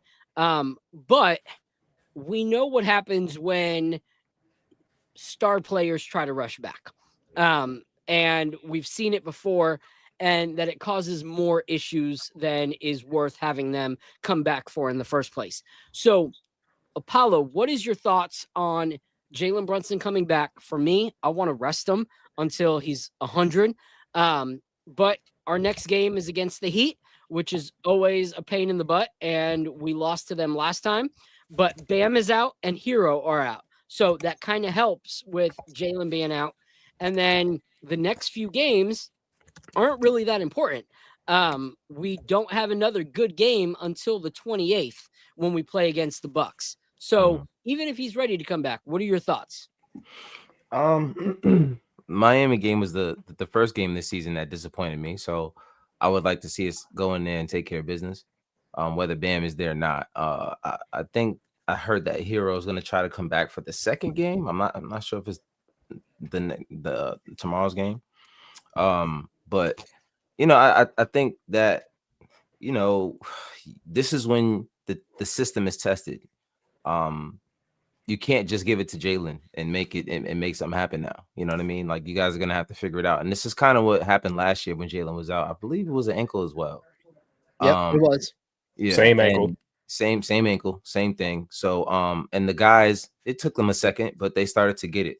And OG stood up. OG, I think that was when OG really took over, and OG was really going crazy at that time period. So this is what needs to happen. These guys need to figure out who they are when Jalen Brunson isn't there, so that when he's there, you don't have games like last night where he's the only one cooking. So that's just how I feel about that. Just you got to go into the crates and find some guys who are ready. Jalen's not there, so naturally the next guy up should be Tyler Kolek. So we'll see how that goes. All right, Frank, what are your thoughts? Yeah, I mean, when it comes to resting a guy, I feel like this is the modern NBA, right? Like, everyone's moving around so fast. The sports science tells you that these guys should rest, they should recover. So I believe in that. And also, I think that it's early enough in the season that you do want to see what these guys can do. I want to see what the supporting cast can do with Jalen Brunson out, because you never know when they might have to step up, through the 82 or through the playoffs. So I want him to rest. I don't think he needs to sit out, a considerable amount of time. But I want to see what these guys have in this back-to-back against Miami. When we're talking about the Bucks game on the 28th, that's in about 2 weeks. I think he should be okay by then. I would like to see him give it a go when we come back against Milwaukee. But by all means, Jalen, get well soon. Take your time. Don't rush it, because that's the franchise player right there. So to your point, Phil, if he is out, for a short amount of time and tries to rush it and come back and we see more complications, there goes the season, there goes the championship window, there goes a lot. So I want him to rest. I want him to make sure that he's 100% before he comes back. And I think that this is the perfect time to see what we got on the bench and let him rest. Yeah. And, this is one of those things where it's like, I understand where so many people were like, but who is our actual backup point guard? Because there's been so many question marks of who can actually do what needs to be done. Because when you take out Jalen, you have options. You got Miles McBride, you got Tyler Kolek. Miles McBride, a lot more confident when it comes to scoring, can't facilitate to save his life yet. Like, he just has not gotten that education here to be able to pull that off, or the skill sets, the dribbling skill sets. Then Tyler Kolek, he's got that basketball IQ, but he doesn't have that dog in him yet. Like, he doesn't know how to actually make things happen. So it does leave that question mark. But like my guy Lee in the chat said, it's time for Kolek. I really believe that this is where we ride and go with the Kolek hive, because at the end of the day, one, this is going to get Tyler a lot more prepared that if he is an integral part of this piece, that he's going to be ready for the season. He's going to be ready to actually play when we need him in the playoffs. It's these games that are going to develop him, these games that are going to make him that much better. So I believe we ride with Kolek, and in my opinion, we need to let Jalen sit. Like, as much as I love Jalen Brunson being part of this Knicks team, if he's in it for this part of the season, but he's not available in the playoffs, we've completely wasted our talent. We've completely thrown away what actually matters for the temporal that really doesn't. Because what does it matter if we get an extra win or two in the time that he's, back? But we risk the fact that he might not be here come April when we need him. That's when we're going to need him. That's when we're going to need full-on health. And so I think we just ride it out. We let it come. I, too, would like to see him come back for that Bucks game, because it's those teams that we've already taken an L against that I want to see now that the offense is starting to click a little more, to see how it actually looks against these better teams in the East. And because honestly, I would rather him be there against the teams in the East than the teams in the West, because those are the teams we have to beat to get to where we want to go. So I want to see him be able to come back and actually lead the team against these Eastern Conference teams to show where we really fare against the opposition. And I think the Bucks are one of those. We saw how dominant Giannis can be. We saw what's homeboy's name? Starts with an R. Ryan. Yeah. Like we saw Youngin like straight cook us.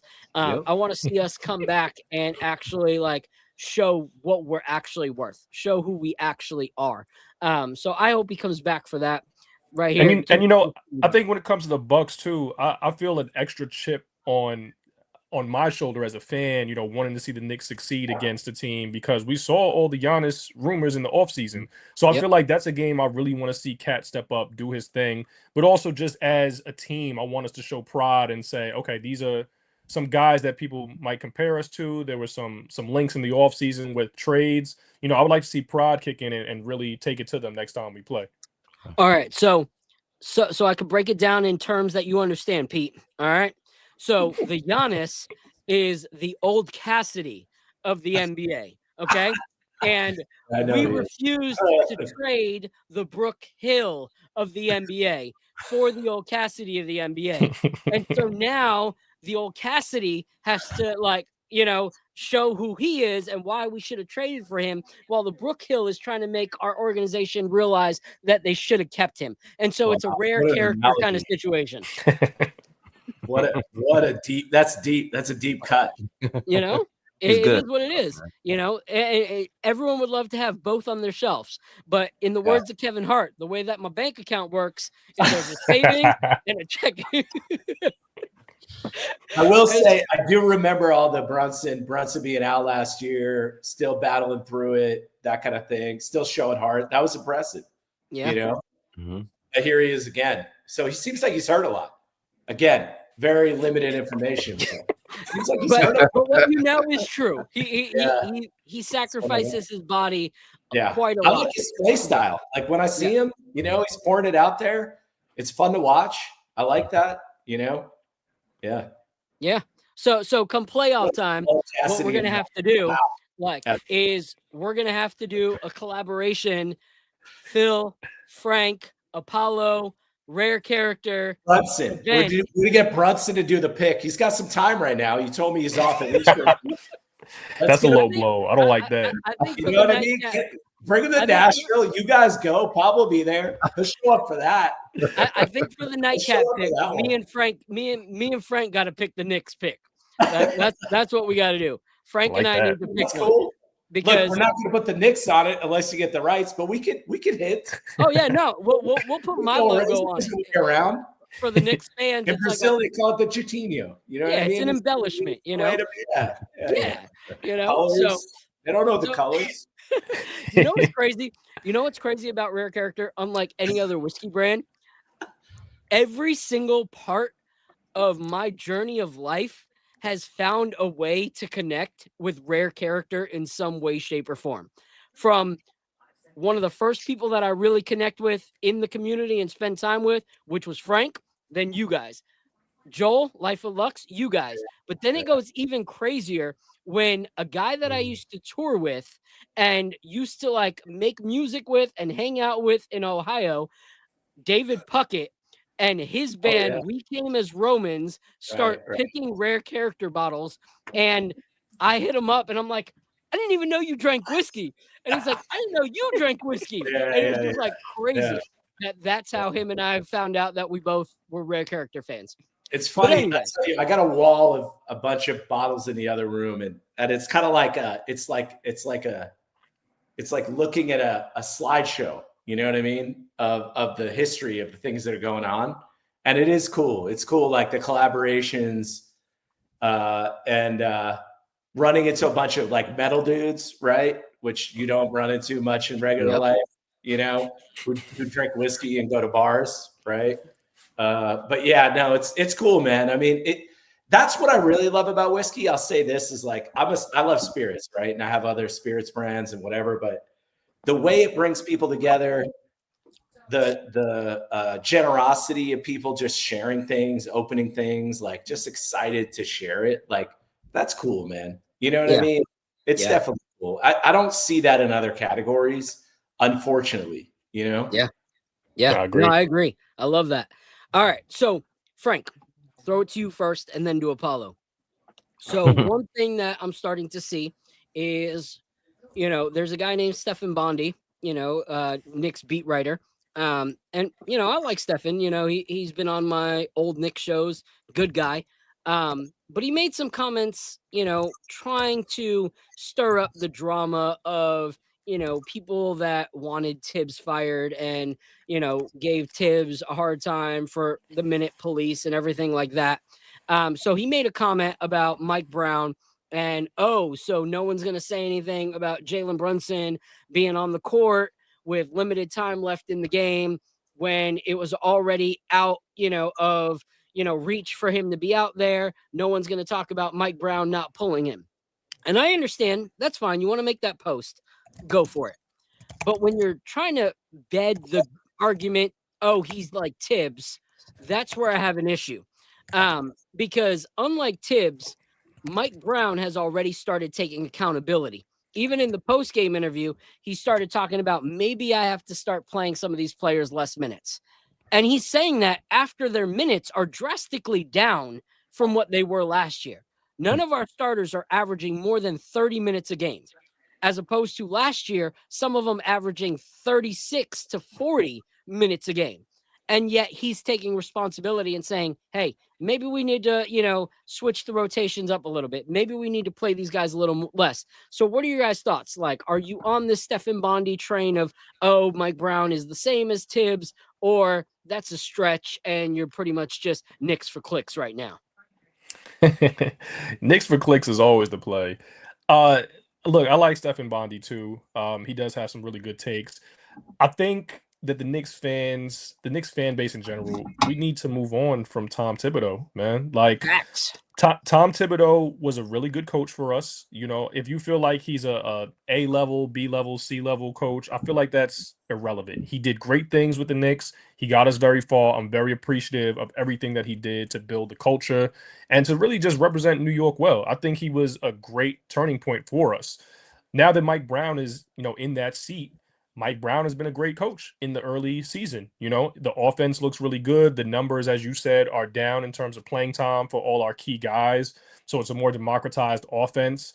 I love everything that I'm seeing from Mike Brown, and namely what you pointed out was the accountability, because I think that Tibbs is a coach who you know what you're getting, and you're always going to get what you expect with Tom Thibodeau. He's going to play his players a lot of minutes. He's going to be very stubborn. The young guys are not going to get any leash ever. Mm-hmm. So don't even ask about, Kolekhive. That doesn't exist. Yeah, exactly.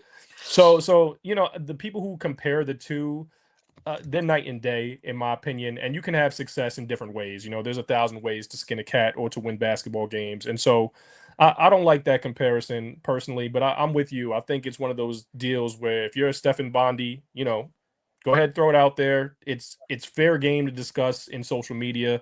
But in the real world, in terms of really talking X's and O's and breaking it down, I don't really think it's a fair comparison. Yeah. Mm-hmm. What are your thoughts, Paulo? I saw that earlier. I got the notification while I was at work, and I was like, "Come on, Steph! Like, really?" It's Knicks for clickish, but I also see what he's doing. You know what I mean? I see what he's trying to say there, and his point, and that it's. Maybe Tibbs wasn't doing something bad. You know what I mean? And I get that point. I get that point that you're trying to make, but we need to let it go. Yeah. Every time I go on Twitter and something happens, we could win a game and Tibbs' his name will still come up somehow. Yeah. So I'm getting to the point where it's like, all right, like we get it now. Tibbs was one kind of way and Mike Brown is another kind of way. You guys were not really saying much during the 5-game winning streak, ironically. But I get it. It's fine. Like I said, this entire year we're going to hear Tibbs' name.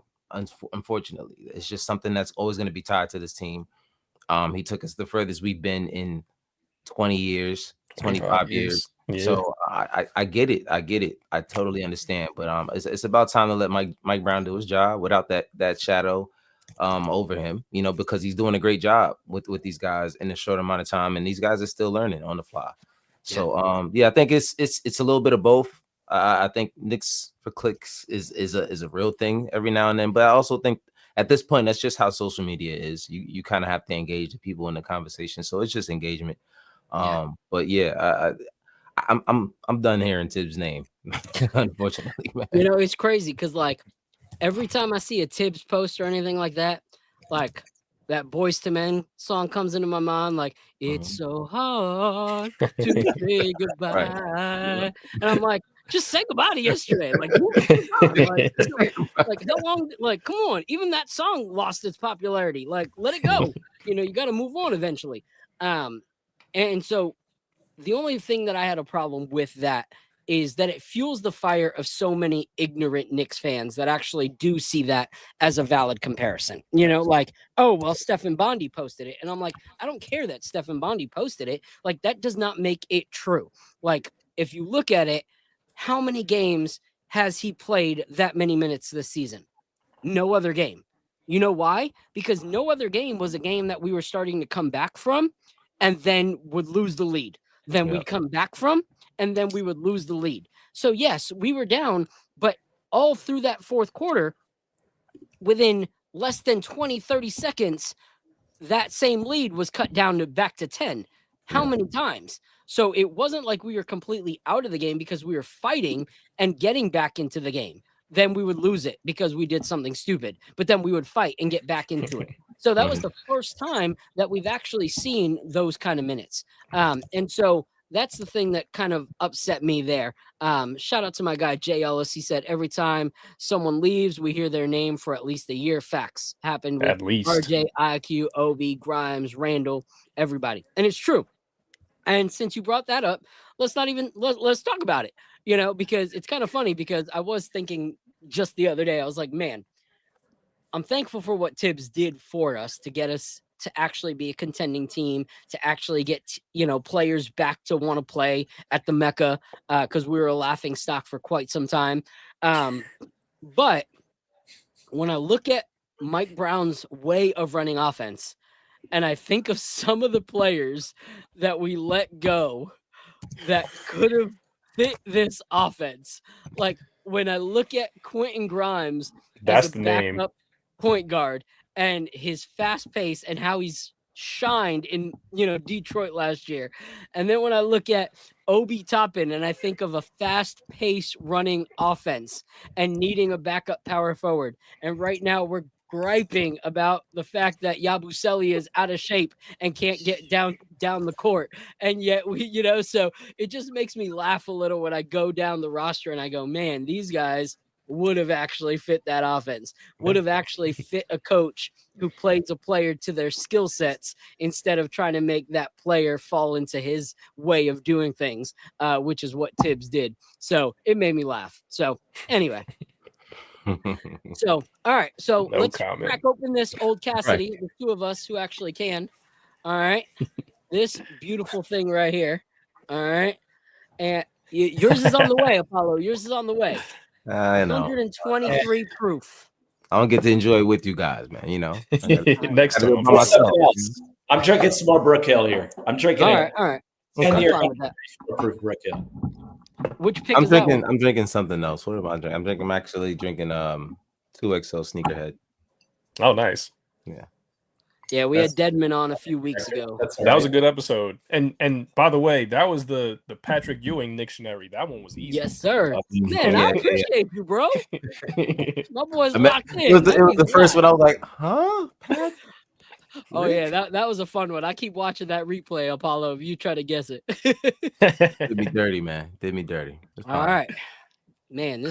Who here has had like the Anthony Mason side cut going on? I wish. Not me. My mom wouldn't let me get that. I wanted it though. My mom said no. I mean, that was iconic. I still remember that. See, the way that my hair works, A little different. a little Yeah. different. Like I'm Puerto Rican, but I'm not that Puerto Rican. You know what I mean? I got a little bit of Jewish in me that keeps my hair from being nappy. You know what I mean? I can't say this is so good. Yo, that is insane. Dude, that was hard to get. I'll be honest with you. It was hard for me to get. That's how you know it's crazy. No, I appreciate it, man. I barely get the bottles. When you messaged me and you said I could send you 2 other things or Old Cassidy, I was like, or what? Like, are you even asking me which? Made sense, right? Frank's here. And then shout out to Chad. He still sent me 2. Oh, dude, I had to yell at him to do it, but he did it. He sent me a VN. You didn't want to do it. Don't shout about too hard. You know what I mean? Yeah. Forget you, Chad. I don't think you like me anyway. What? You don't like me anyway, Chad. There's no way he made it 94 minutes into this to know what you're saying anyway. No, not at all. I don't think Chad made it like the Knicks are a basketball team, bro. Yeah. I don't think Chad made it 9 or 4 minutes. Like he leaves me anytime that I like send him a message, he leaves Tomorrow's me be on like, red. fuck you, I heard that, dude. This will be the first time like in our relationship that Chad actually paid attention because I send him a message and every single one is on red. He loves that though. You know what? Left on red. He's learned a lot from Pablo. He loves ignoring messages. I feel bad. I feel like I should respond. You know what I mean? Which is why I message you because right. Pablo I know. like, I get it. It's different roles in life. You know what Pablo I mean? goes, that sounds like a great idea. Let me get back to you. And I was like, that's never happening. You know, if I get that, let me get back to you. I'm like, I'll see you next year, bro. At an event. We're good. There you go. Yo, this is delicious. I love it. All right. Ooh, gosh. What are you guys getting? Tell us about it. Tell us about your experience right now. Make me jealous, man. For me, it's like, so because the base is 18 year, you get a lot of oak on it immediately. And like you get some black cherry notes, which for me is like the perfect well-aged whiskey note, at least American whiskey. When you're talking bourbon and you're getting like a black cherry, a little bit of leather, a little bit of oak, and it all comes together like harmoniously. You even get some like vanilla bean ice cream. It's just dessert-like. It's mature. It's delicious. I'm not sharing with anybody but close friends. I'll be honest with you. Yeah, this is key. This is staying real close to me. Shouldn't. We definitely didn't make enough of it. Pablo was like, "Wait, how much did you tell me to make?" And I was like, "A number." He's like, "Well, I'm only making this much." Great. Thanks, Pablo. You guys get a lot of internal workings. No, I love this. Like, oh, you told me this. No, that's not what I said. All right, well, we'll roll it. That's cool. Yeah. Like Frank was saying, being that it is, blends of 18, like you get that oak straight up front, but it's not like some are so overpowering with oak that's all you taste, and you're just like, all right, like leaving it in the barrel that long, you didn't do a good job of it. Like this should have been taken out a few years early because it lost all of the flavor, this doesn't have that. Like even in the blend, like that can happen. So what I love about this one is that it does have that oak, but one thing that my sons have been loving because my grandmother on my mom's side and then my dad's been bringing them over are those little chocolate vanilla cone. Like it's got chocolate on the outside, but vanilla on the inside, those like little cones. And I love those because it's like the vanilla shines, but the little pieces of chocolate that you get with it make it so much more balanced of an ice cream that it's like so many different flavors at once. And I've been having the one with like the little fudge in the middle, which is like just a little bit of tiny fudge. And that's what I like about this because it feels like it's got layers upon layers. Like you get like, I don't know if it's like, you said vanilla bean, but I also get like some kind of nut, whether it's like a pecan or something like that. I get that. And then dried cherries. Like, one thing that we have in our freezer all the time that our boys love are the frozen cherries that are dry and you can eat them at any time. And so it's like all those flavors in one with that oak just makes for such a ridiculous pour. And like you know, I sent Apollo a pour because that's my brother. I sent Tony Adams a pour. My wife had a sip the other night. A sip? Oh, thank you, calling you. My wife had a sip. Well, that's because I wanted her to taste it before the episode. I didn't want to like crack the whole look, this is just from now and last night. Like I don't have room to share. Like it's going down. So this is just gonna be me and my closest friends. You know, it's one of those bottles. It's kind of like I don't know. I have like a Heaven Hill 27 that I only share with people that I feel like actually like whiskey, and not just like it, but love it. You know, that's going to be one of those bottles. So I appreciate it, man. Like seriously, it's funny for me because as like a professional like whiskey critic, like I get so many bottles. I mean, honestly, an average week, I probably get like 14 new bottles like delivered to my front door. And so I tell people all the time, like I give it away to friends. I started giving it away to enemies, but this one I'm not giving to anybody but the closest of close friends. Like this one is staying home. Yeah. That's incredible. It's delicious. I love it. All right. So let's see what's still on this little list right here. All right. So real quick, I want to give a shout out to one of my sponsors. I will be wearing some of their merch throughout the season. They're called Gusto NYC. And it's a street brand from New York that just loves New York streetwear, has some really, really dope, you know, NYC, New York, Nick collaboration vibes to it. But what I'm highlighting today is this hoodie, this sweatshirt right here. And there's a reason. So as someone that's Puerto Rican, ever since I was young, my grandmother was someone that spent a lot of time with me, poured into me a lot. For those who know my story, this is kind of regurgitation. For those who don't, here it is. But at the age of 2, I was diagnosed with a very rare, aggressive cancer. And things didn't look good, like did not look good.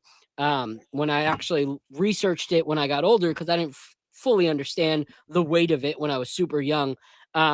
But kids my age, I think it was like a 94% chance of not making it. And so by the grace of God, I did. But my grandmother was the one that was always stepping in. You know, my mom had to work full time to pay the medical bills and everything like that. So my grandmother poured into me a lot. And as, you know, a Puerto Rican family, I remember as young as I can be, I'd always walk in the room and I'd say bendición, which means blessings. And she would always say Dios te bendiga, which means God bless you. And so I actually have Dios te bendiga tattooed on my shoulder blades. And so when I saw this hoodie, this crew neck, I needed it because my grandmother right now, for the past few years, has been battling dementia. And she's getting worse and worse. And so when I go to visit her, she lives with my mom and my brother and they take care of her. And it's hard, you know, like I'll see her and she'll be like, I haven't seen you in ages. That I'm like, I was here a month ago, you know, or like we try to, you know, or even coming up the next day after being there for 2 days and seeing her every day. She'll be like, I haven't seen you. Howard's the wife and kids, or she won't remember at all who I am, you know? And so that's been hard. So I saw this sweater and, you know, contacted them and they were like, yo, let us send this to you. You know, like we want to give it to you. And so then they decided to like send me a big care package of a bunch of their stuff. So shout out to Gusto NYC, killer brand, stand-up guy. So I'm very thankful for them for believing in what we're doing and rocking with us. So ending thoughts is going to be, yeah, seriously, they have some really, really dope stuff. And next week I'll be actually tomorrow, I created a video showcasing, you know, some of their clothing that I'll be wearing tomorrow for the game. But closing, we're going to talk about tomorrow's game, how we're going to look against the Heat, what we're going to do against the Heat. Do we think this is going to be a W? Do we think that we're going to take an L here? Like I said, I'm thankful to see that Bam's not there. Kind of levels the playing field quite a bit. You know, like if Bam was there, Brunson was out, that would be a little bit detrimental. But Apollo, what are your thoughts on tomorrow's game? I mean, man, we guys it's another one of those kind of trap games. You don't want to get caught up in believing that you're going to win because Tyler Hero and Bam Adebayo is not there. Guys like Jaime Jaquez still show up. They have a lot of good guys over there, and Coach Bolster, he knows how to coach those dudes. He always has. So we still have to go in there, and we got a day off. I don't want to hear any excuses about legs, anything like that.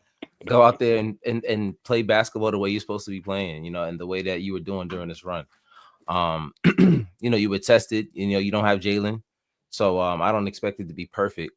But we still have enough talent to win this game. We really shouldn't be losing these kind of games. But that's just me personally. This should be a win if we take it serious and we do what we're supposed to do. All right, what are your thoughts, Frank?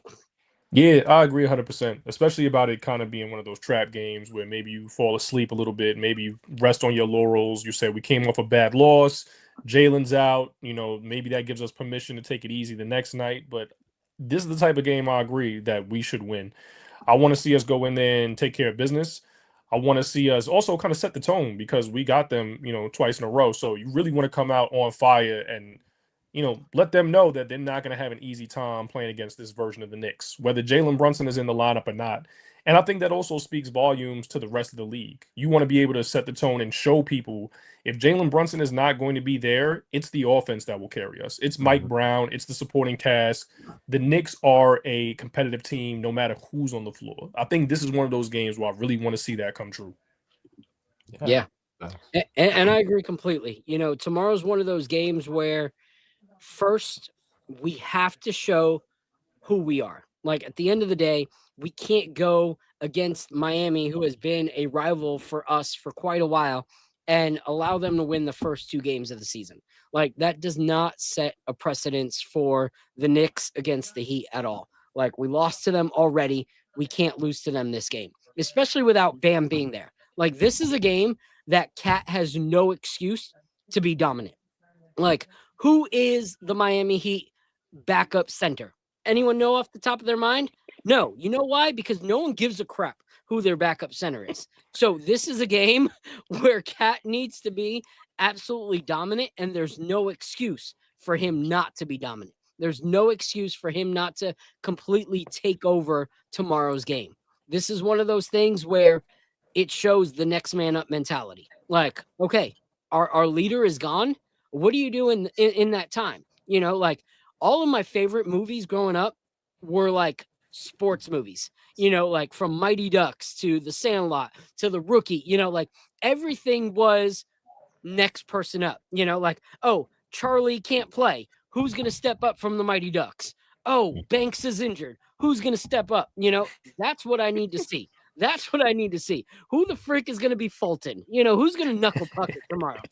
Like, who's going to slap shot the crap out of, like, that's what I want to see tomorrow. Charlie Banks. Yeah, like, I got Knicks by 18 in this one, guys. Knicks right, by good.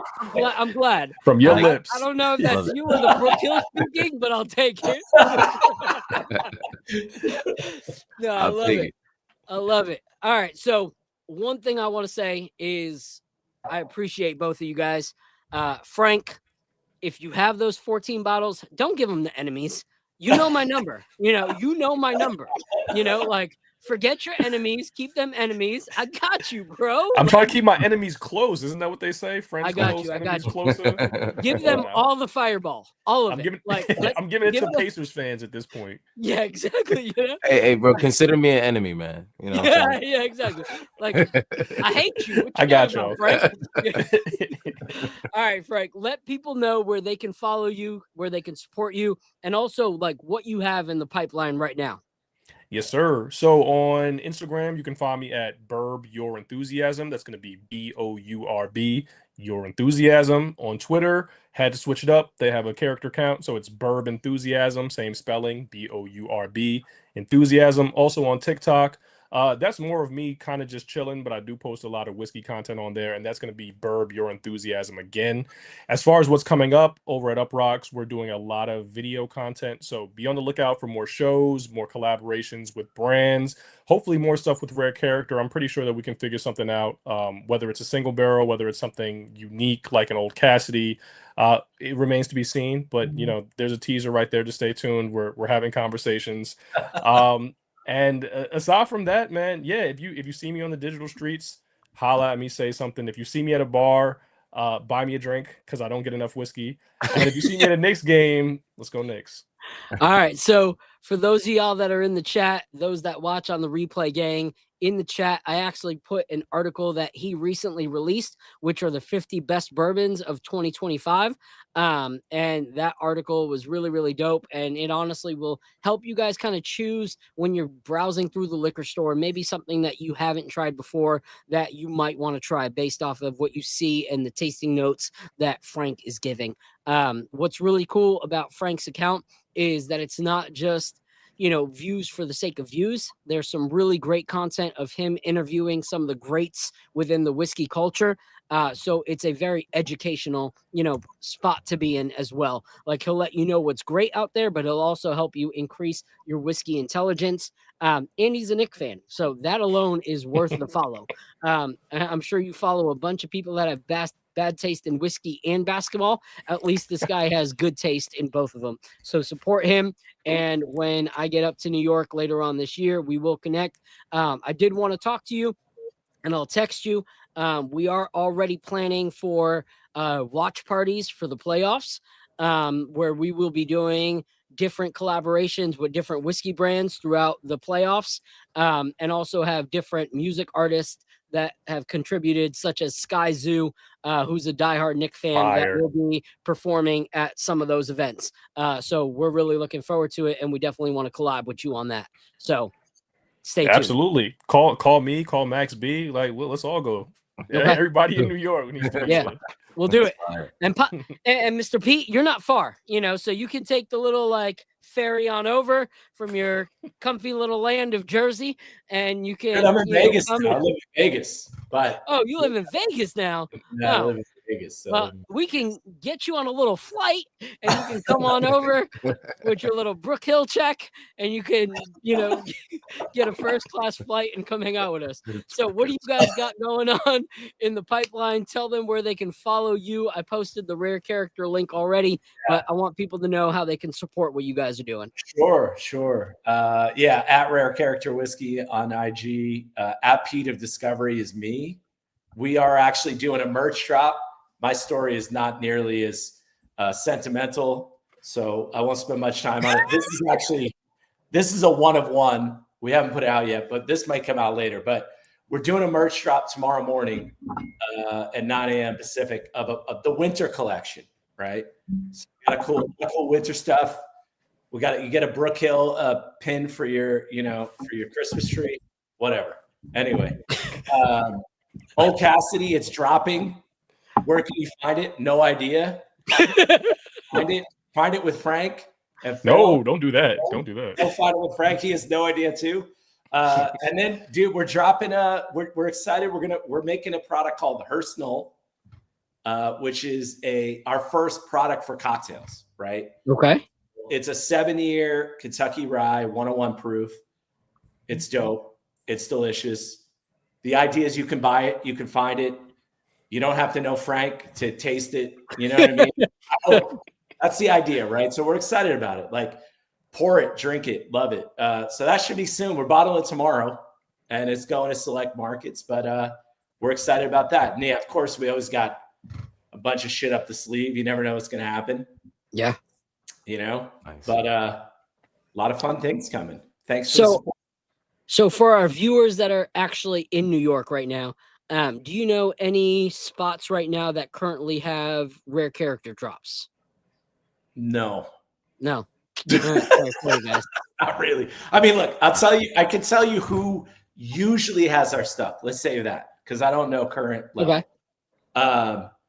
So bar-wise, there's a rad bar called Travel Bar. Love Travel Bar. Dope, right? And then what's it called? Moonlight Mile, also in Brooklyn, but on the north side. Cool stuff at their bar. Some of the better, like independent retail would have stuff from us, right?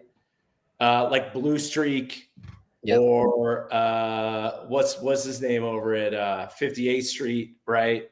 Sean. I could tell you they have it and they sold out yesterday and they don't have it. Park Ave have our stuff, have you? Yeah. Astor tends to have our stuff. But yeah, it's a challenge to kind of say, hey, it's definitely here. Or that information, which sounds, that's an annoying answer. I apologize. No, you're good. And for those that are a little bit outside of the city, you can follow Woody's, I believe it's called. Woody's, those are our boys. Yeah. Woody's, they got some incredible barrel drip stuff. Like their TKO is one of my favorites. So shout out to those guys. Oh, I'm gonna ask him for it. I heard he's holding some back.